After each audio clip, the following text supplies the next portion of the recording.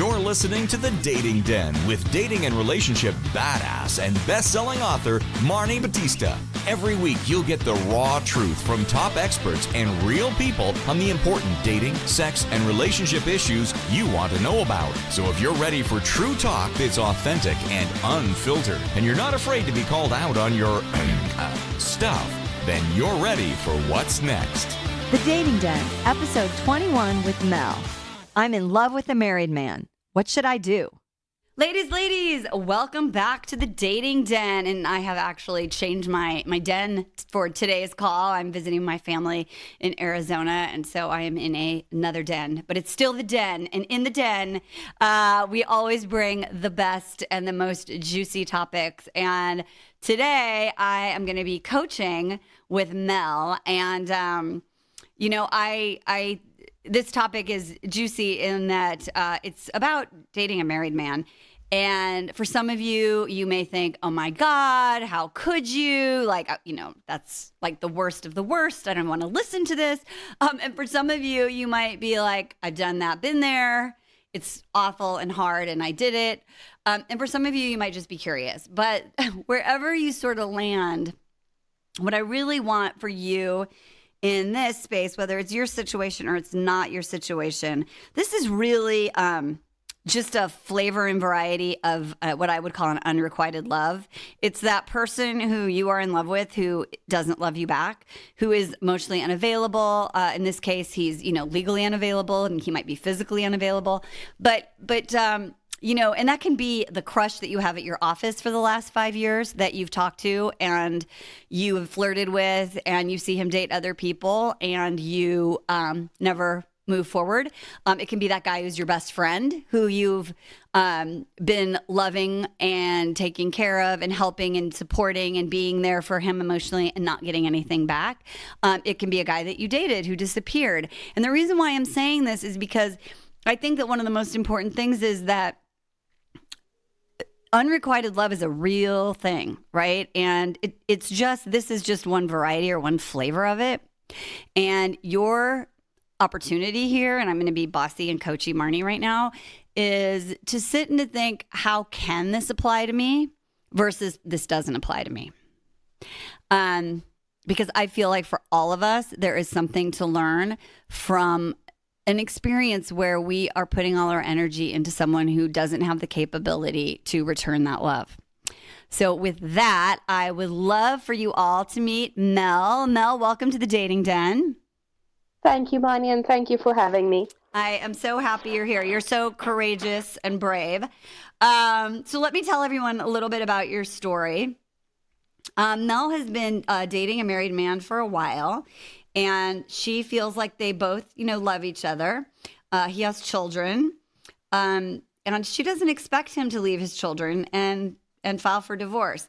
So Mel did try breaking it off once before. She even dated another guy for a little bit, but with Unrequited, she thought about her guy quite a bit, and ultimately she couldn't get past it.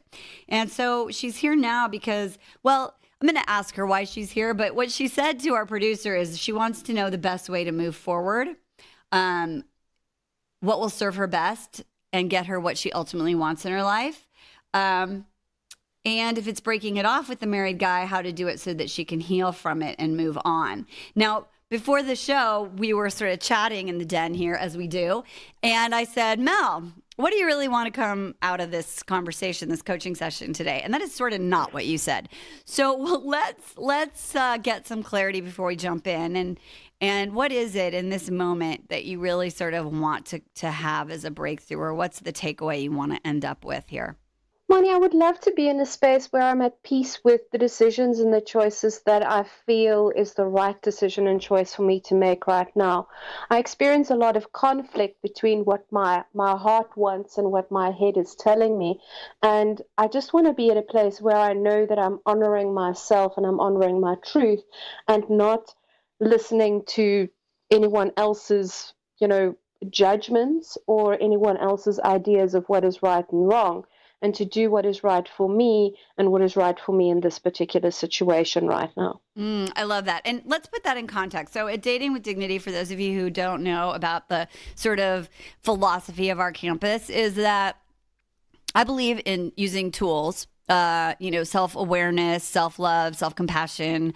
There's a lot of tools rather than following rules. Because rules often confuse us and make us feel like we're bad or good or right or wrong. So the philosophy here that we want to really approach with this is, let's look at it in context and what are the tools that we can use with Mel so that she can come to her own knowing and her own peace.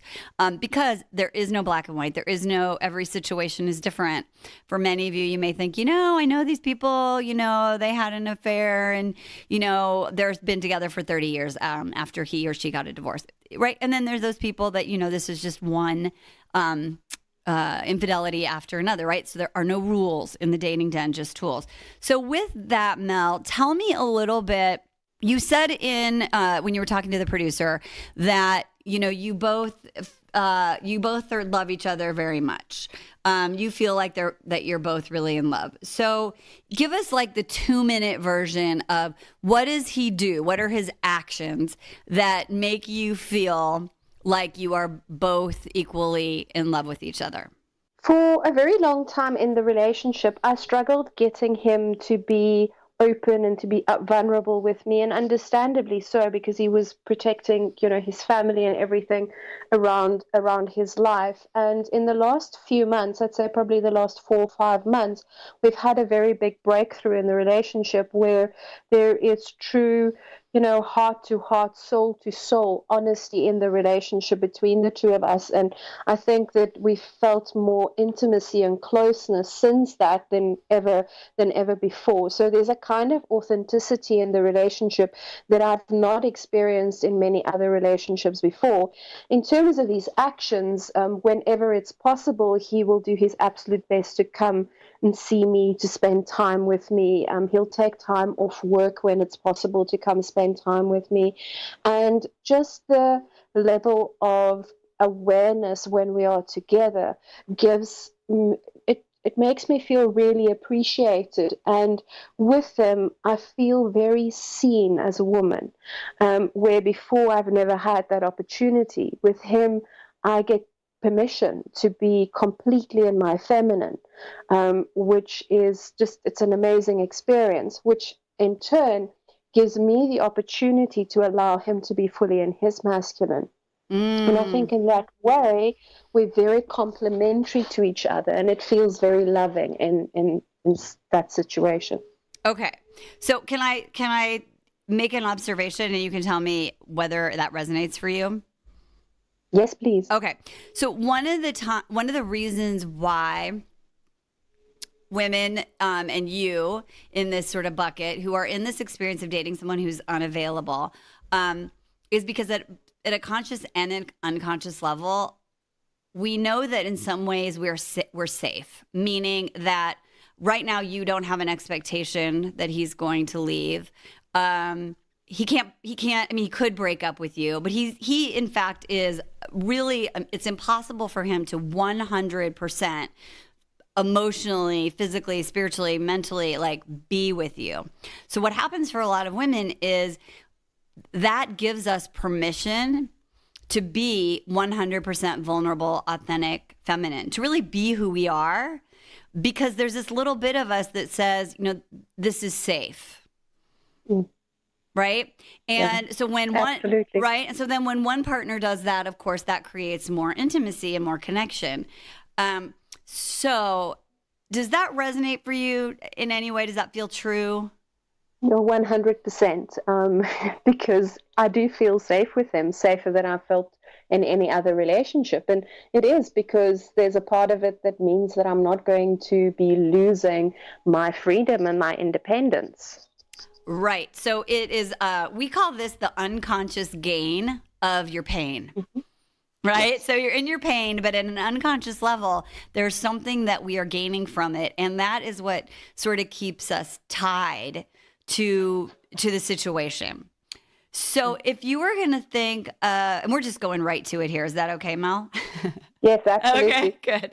Can you think of any other unconscious gain or conscious gain that you get from being in this relationship? Well, what I alluded to earlier in terms of my freedom, I don't need to tell anyone where I am, what time I'll be home. I don't need to give up that part of my life in any way, shape, or form. And I think also I don't have to face real issues with him, because whenever I've been in a relationship with someone else and we would be sharing a house or a living space, there are the little niggly things that come up. In the relationship with him, there's a kind of fantasy idea that everything is going to be fine. And one of my biggest questions about the relationship is that it's never been tested in real life kind of circumstances. We've never had to deal with how do we deal with the financial responsibilities, financial responsibilities. And in a way, I'm getting the support and the love that I want without the sticky and the difficult things that come with relationships. Right. Like, what does it look like when there's custody, and what does it look like when he's going through a divorce, and how do the kids treat you, and how does he feel about, letting the kids meet you, right? So there's all these things. So it sounds like you understand that I call this the cozy, comfy condo, right? Like, it's the unconscious gain. You get to get all the perks with minimal, like you said, stickiness. However, there is a great deal of pain. And I know that when you were talking to our producer, you literally said, you feel like this is killing you. Yes. So tell me why. Because I don't feel that there is opportunity for us to go and create that dream. As much as there's a part of me that's afraid of giving up everything that I've created for me, there is also no space in this relationship to go and create the us, to go and create our home, to go and go on holiday together, and a lot of the pain has also got to do with the fact that I have to be hidden, that our relationship has to be hidden, and everyone in my life knows about him and knows about the relationship, everyone that I trust, but no one in his life can know about me, and it brings up insecurities for me in terms of if he had to introduce me to his family, if he had to introduce me to his friends, how would he behave? And all the pain and insecurity that comes from, as a child and all of that, that brings, it all becomes one big pain around it. The other big thing is that because of the situation, he's not available to be supportive to me when I really need it. He can't just drop everything and come to me to come and change a tire or something like that. And that's part of the frustration, because I can't completely release into relying on someone, which I so desperately want. The more I embrace my feminine and my feminine aspects, the more I want to release into that and allow someone to take care of me on that level, and I can't do it with him, and that causes a deep pain. Well, yeah, because we're all about dating with dignity, and so when we feel like we're a secret, and you can tell me if this is true for you or not, but it really dings our self-worth. You might even feel shame. Like you said, I tell people that I can trust, but you can't really share. You can't really share this with other people, and so the question is why? Well, because of the judgment, the fear of judgment, that they would think that defines who I am. The fact that I'm in a relationship with a married man, that being maybe fundamentally wrong in their belief system, and that I wouldn't want to be judged with their yardstick when they don't truly understand the situation. It's very easy for someone to look from the outside in and say that's wrong if they don't understand all the dynamics that goes on in that, and that's hurtful, that's painful. And on the other hand, I don't want to be in a situation where I need to defend the person that I love. Right. I want to be in a space where the world and the community around me supports the relationship that I'm in. that can't happen in the situation that I'm in at the moment. And so do you have judgment on yourself for doing this? Like when you're laying in bed at night and he can't come change the tire, or, you're in that conflict, and you said it's an argument between my head and my heart. So when your head, right, that negative internal critic is talking, are you judging yourself? To a certain extent, yes, but it's a detached kind of judgment, because when I tap into the situation between me and him and the connection between me and him, that I can't, it's the love that is there can't be judged for what it is. It's the external circumstances that I feel is the judgeable part, and it's not what I want. I don't feel that it's in my integrity to be doing that. So to a certain extent, yes, I do judge myself. Okay. And are there other areas in your life where you don't feel self-worth, like you judge yourself, you're hard on yourself, or is this pretty much the only one? I don't know if I can say that this is the only area where I judge myself. I think we got a tendency to, and I'm a bit of a perfectionist, so I place very high standards on myself.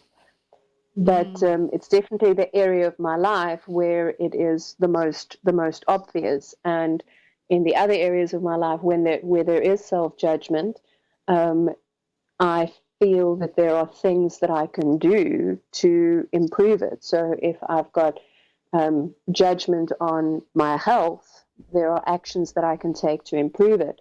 In this situation, I feel that it's a little bit out of my hands, because it's not just me in the situation. I have to consider that there's someone else, and that his wishes and his desires needs to be considered as well. So I can't just do what I want. Well, right. Because I want it. Right. I mean, so here's the thing. In the areas in which you have control, when there's self-judgment, you use that as a way maybe to motivate yourself. It's feedback to do something different. But in this situation, Correct. You feel out of control.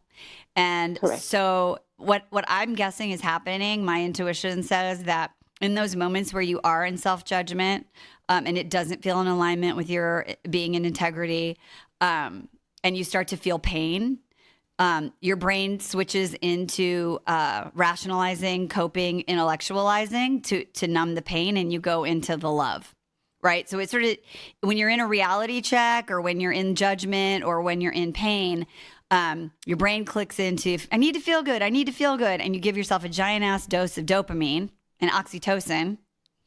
And what happens? You're like, oh, but our love is amazing, because it is. So this is why, Mel, the cycle goes on and on and on in perpetuity. That makes sense? Yes. Okay. So I call this a romantic rut, meaning that, you may, and this may or may not be true, but just so everyone who's listening, right? So it's like, Monday morning, or, like something happens, or that flat tire happens, and you're like, you know what? I just got to stop this. I need to break it off. Like, I love him, but I know this isn't right. Like, it's the same thing that goes like, this week I'm not eating sugar. This week I'm not, I'm going to exercise every day. It's the Monday morning resolution, right? And that's what the beginning of the rut looks like. And then what happens is, then this happens, and I think, do, and feel this. And then that happens, and I think, feel, and do this. And before you know it, you're back, and it's another Monday, and it's another, and this time it's going to be different. So yes. How long have you been in a romantic rut with this guy? 2 years, probably. Okay. So it's, it's not 5 minutes. And I think making it more complicated is that you said in the last few months, you feel like you're closer than ever. Yes. Okay. Now I just need to know, was there some sort of trigger for that, or an event or something that happened that created that shift between the two of you? Yes, there was. Okay. Can you share that with us? There was information that I found out that he had been not been sharing with me for a very long time, that I found out, and I confronted him with it. And that created the opportunity for him to be very honest about his situation and what was going on. I've known that he's been married for a very long time, but I didn't know all the details of it. And when I found out, I gave him the opportunity to come clean, which he did. Okay, so he became honest, and then you became more honest, and then that created intimacy. Correct. Okay, so what does that mean for you? Or have you ever considered that the way that he became open or truthful was through confrontation or sort of being busted? I've not thought about that. What does that bring up for you? And Mel, I'm not sure if you have like some music going on in the background, but I feel like I'm hearing that. So I just want to make sure that it doesn't. Yeah. So so tell me, so you haven't thought about that. So thinking about it, what comes up for you? Doubt. A lot of doubt about the value of the relationship and how much he values me. Say more. There is a part of me that also understands where he came from, but I feel that he didn't trust me enough to share the truth with me until I had to find it out, and I had to, in a certain way, I felt compromised by having to bring this up and introducing it into the relationship, because I felt that I didn't feel that it was my place necessarily to have to bring it up. That if he trusted me and he was committed to our relationship, that he would have come up with that information and shared that information with me at an earlier stage. And there's a part of me that understands it as well, because he didn't want to rock the boat and he didn't want to hurt me. So, can I be really honest? Yes, please do. Okay, so he's a liar, right? He's a liar. I mean, we know that. Mm. So he lied to you because he just lies. Mm.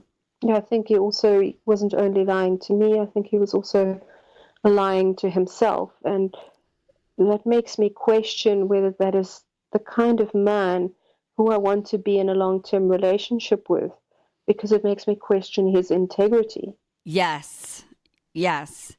And if one lies to other people, they have to lie to themselves to make it be okay. Mm. Right? Yes. And this has nothing to do, Mel, with how much he loves you, by the way. So what I say is love is necessary, but it's not sufficient. Yes. Right? Because like you said, there's the real world, right? So you make a choice to have the most love that you can have with two people who are not able to fully let their guard in because it's not an emotionally safe relationship, versus the possibility of something that you can't even imagine right now. Because you've sort of created a message to the universe, and I know you're a spiritual person, that says this is how high I can go. Yes. However, the little I know about you, my gut says that's not true. I feel like if you had the proper support and coaching and emotional safety, you probably have the capacity to love a lot more and receive a lot more love than you are in this relationship. That would be really lovely. Do you believe that for yourself? I want to believe it. Why don't you? Because my history has shown me something different. And I've always felt that in the relationships that I have been in, either I was the one that loved my partner more than they loved me, or the love that they had for me bordered on worshipping and putting me on a pedestal, which is, I can't have a true heart-to-heart connection with someone if they place me on a pedestal because I feel like I need to live up to their expectations constantly, and I don't feel that I've got permission to be vulnerable. So I think that I don't trust my own ability to be vulnerable enough in a relationship to experience that kind of love when there aren't safety mechanisms in place. And, him being a married man is a very real safety mechanism for me. Well, right. And so when someone puts you on a pedestal and really loves you, and I'm not talking weird, freaky, I'm talking, like adores, loves you, would do anything for you. And you said, what I heard you say is a version of, I'm not sure I'm worthy of that love. I don't feel lovable enough. I don't feel like I'm worth being put on a pedestal, and I don't feel safe to receive that kind of love. I think it's that, and it is that I'm so afraid of disappointing them, that the image that they have of me, I'm so aware of having to keep that image alive that I feel that I can't let my guard down. Yep. Does that make sense? It does. It's another version of I'm not enough, right? Like if you really knew me, I'm going to let you down. Yeah. Right. So I'm not enough comes in like a variety of, it's like, shopping, right? You can get it in a lot of different sizes and colors and fabrics, Yes. but it's still, I'm not enough. And, Yes. So it's hard to believe that you can have this epic love when you have imposed what I call a love limit on yourself. Now, Yes. let me explain this to you and for everyone who's listening that this is the deal. And this is Brene Brown is like a genius, in the area of vulnerability and intimacy. And one of the things that we've sort of taken from her body of work and brought it into our world is we call them vulnerability traps or love traps. And that we put up this love shield, right? And it all comes from it's not enough, right? So the coping mechanisms that we take on, rationalizing, being with people who are unavailable. For some of you, those coping mechanisms are pushing people away. It's numbing out with food or work. It's, there's a lot of different mechanisms that we throw up to avoid vulnerability. And so for you, Mel, the heart and soul of this is the reason why it's easy to stay in this, the reason why you're scared of really allowing yourself to be with someone who can love you 100% and be emotionally available is because right now you are not 100% emotionally available because you're scared of intimacy, of true vulnerability for a boatload of reasons. Mm-hmm. Make sense? Yes. Okay. So we can't solve the problem in the den, right? We can solve it over the long term in the den, but we can't solve it 100%. And so I want to help you kind of come up with a plan for now. How does that sound? Great. Okay. So we know long term, like the root of this problem is that in order for you to really decide what you want and claim it and set a boundary either way, whether you say, we're gonna do this or we're not, you have to believe that you're enough. Mm. So that's your long-term sort of homework. However you get there. Yes. For the short term, we're going to come up with what I would call your A and B plan, and then your safety net plan.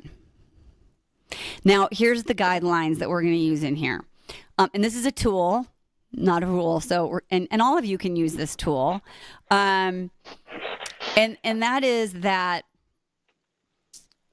All of these pieces of what we're going to talk about have to be in your total control. So they can't depend on someone else. Does that sound fair? Yes. Okay. So your A goal is going to be like your ideal goal, and it's for now. Okay. So it's like your next best move. Your B goal is going to be your backup plan. Okay. Okay. And we'll actually talk about when do you know to go from A to B. So we'll identify that point. And then your safety net is like, if that doesn't happen, I'm going to do this. So either outcome, any outcome, it's still a win because these are all valid goals. Okay. Great. Okay.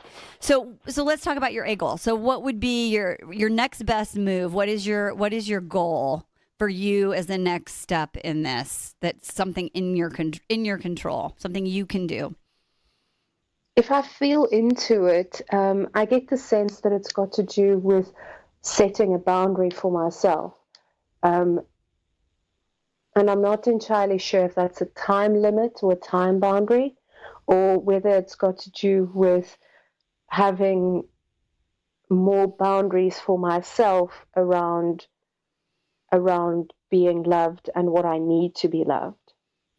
Okay, so let's make it really specific, right? So what I hear you saying is I need to figure out what my boundaries are, which is another way of saying, you know what, self, what do I need? Like, what is it that I need right now?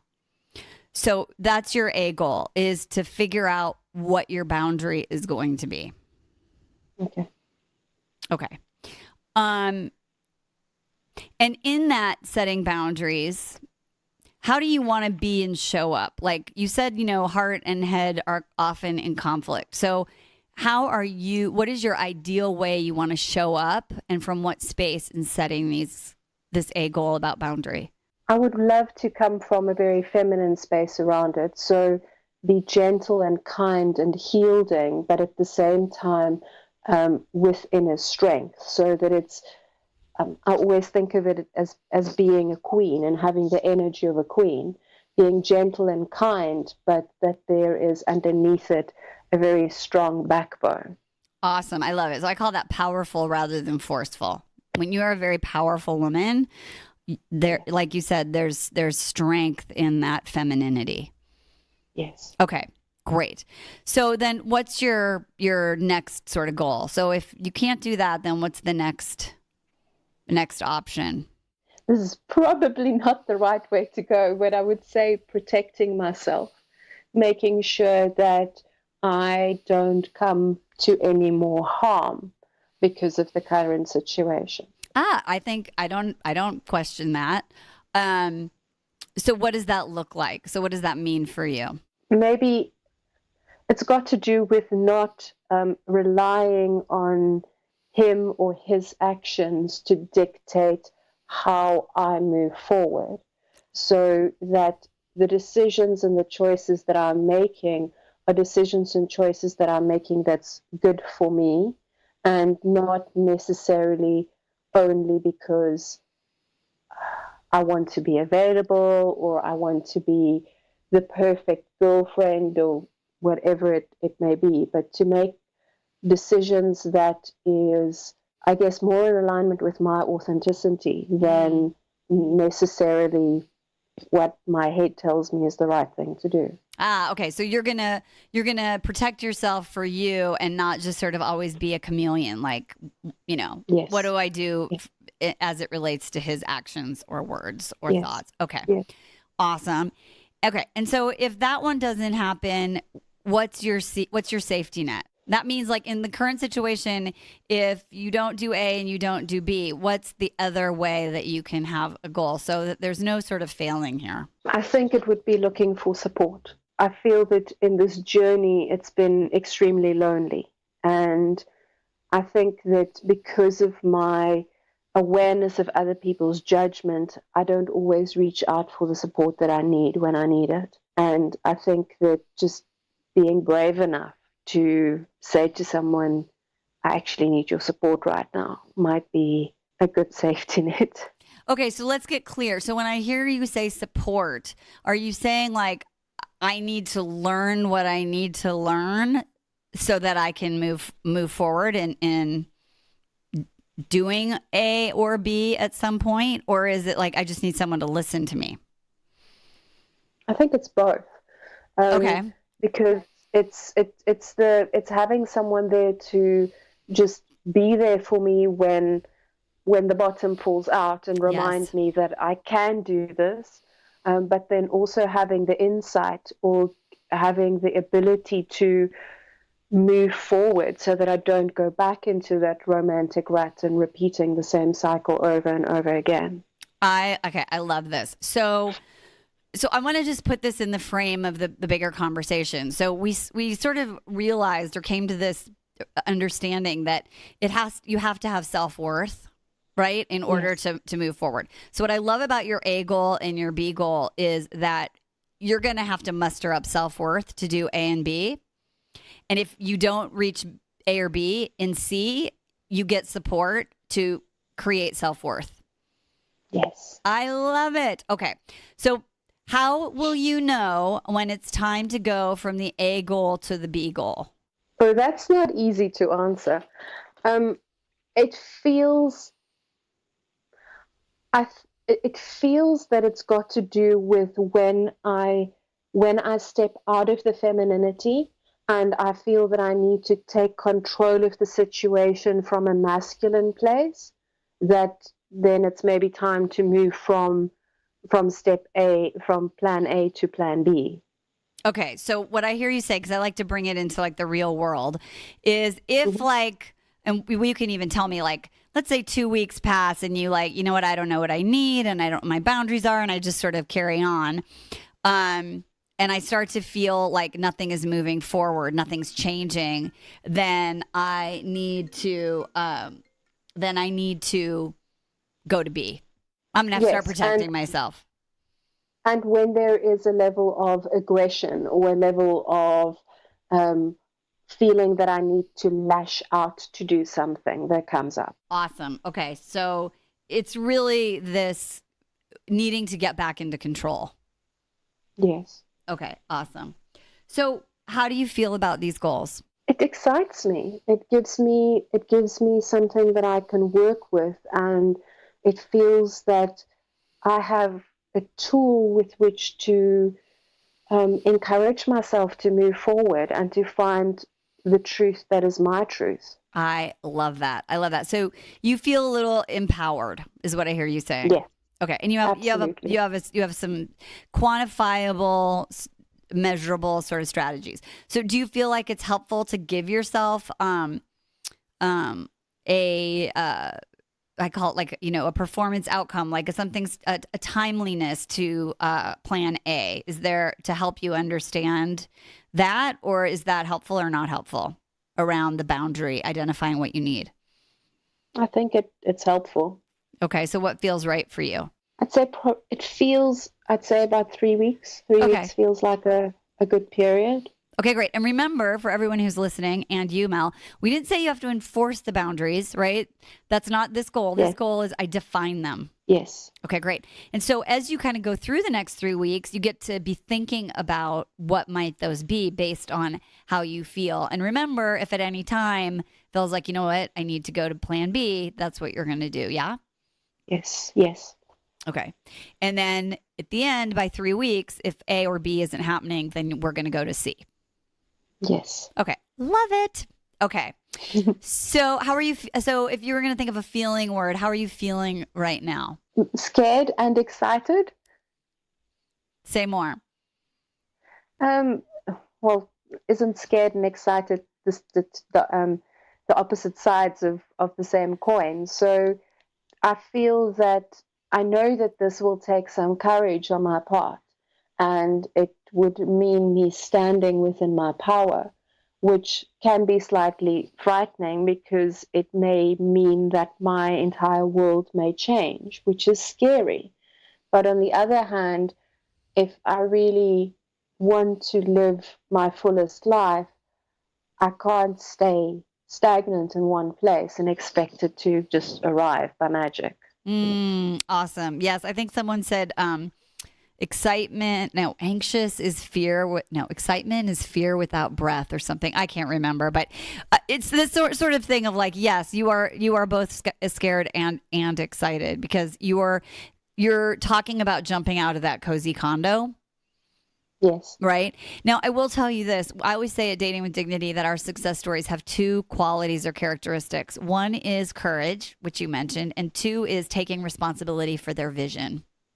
Yes. Right. And so I want you to hold that, jot that down, put it on a Post-it note, as you kind of navigate through the next 3 weeks. These are the resource that are going to support you in really working toward those A, B, and C goals. Fantastic. Thank you. You're welcome. So I always like to end with, what's your takeaway from our conversation today? That it's okay for me to feel the way that I feel, and that just it doesn't make me wrong, and that there is a bigger conversation going on, and that's okay, and that when I reach out for the assistance that I need, that it's provided. Yay. I love that. That's so awesome. And the other thing I want to say for, because we were talking about, this is a situation, this guy's married, but we talked at the beginning of the show about, all the different forms of unrequited love. And what I will say to all of you who are listening is, girlfriends, it's really never about the guy, right? Like for Mel, this is like her own, this is vulnerability. She brought in to her life the perfect situation where she can feel all that juju with love and excitement and passion. And not have to really grow, and be courageous and be scared and be exciting and feel all her feelings. And so, I know it's so easy to just think it's about the condition or the circumstance, but in order to really have epic love and true intimacy, it really involves looking within at how we're stopping ourselves conveniently through our circumstance, really to keep ourselves safe and stuck. So, Mel, I think that you have really paid it forward in your bravery today. And so I just want to thank you for being here. Thank you. Thank you, Marni. And for those of you who are listening, it always makes our hearts soar when you leave reviews, and you can even leave some encouraging words for Mel.